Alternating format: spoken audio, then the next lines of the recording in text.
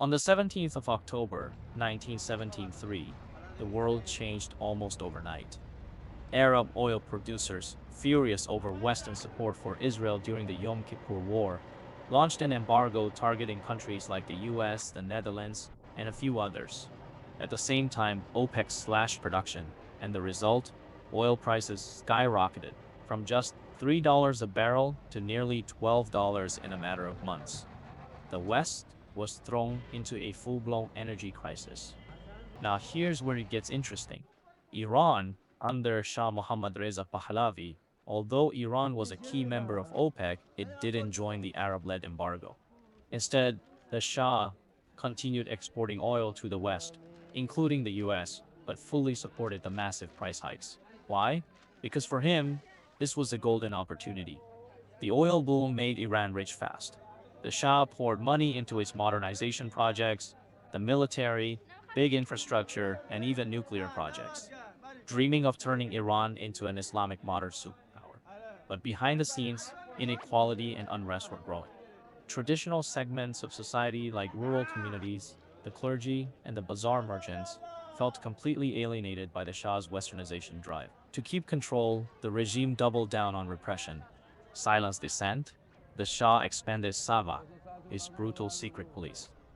The following is an interview when the Shah was being questioned on SAVAK by an American reporter.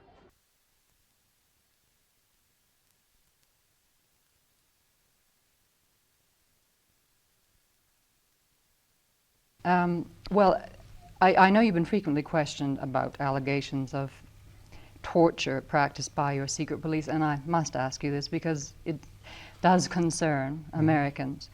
Could I refer to an article in the Sunday Times, which appeared at the beginning of the year, and I know that you're familiar with this because you've been asked about it before, and it describes an instrument of torture called the hot table, which is said to be used by SAVAK, and they say that it's an iron frame covered with wire mesh that's electrically heated like a toaster, and prisoners would be strapped to the table while it was heated until it became red hot.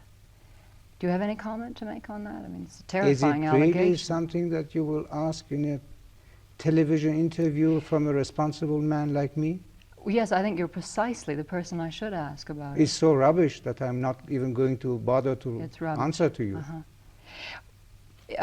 Then the article also referred to the trial of an engineer called Ahmadzadeh, who was tried, and the trial was attended by a couple of French lawyers, and they say that this man showed them the scars from such a table here in Tehran. Where were the scars? Where? On his back and on his chest. You can scratch yourself very easily. No, the lawyers said, alleged. The lawyers, which kind of lawyers? Those leftist fellow travelers? You don't believe it then? Would you, if it were proved to you that SAVAK used torture as a means of interrogation, would you condone it? Surely.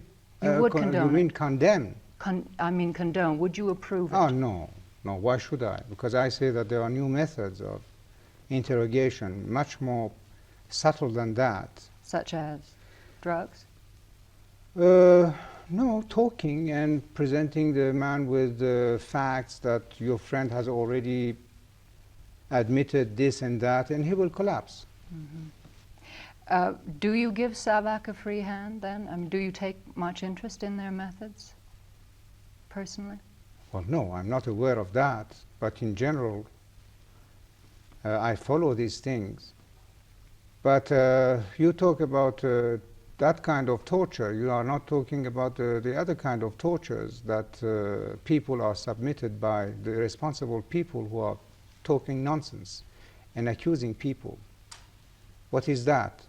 This is also another kind of torture. Who are you referring to? For instance, this Sunday Times article. This is the worst kind of torture. For whom? For those whom really, honestly, never heard anything like this. But you are really exaggerating. This is not serious, this kind of interview. I'm not going to answer to you anymore. Fine. Well, perhaps we could go on to something else. No, I'm finished. Oh, please, Your Majesty. I'm finished with you. Don't you think we must ask you this sort of thing? No.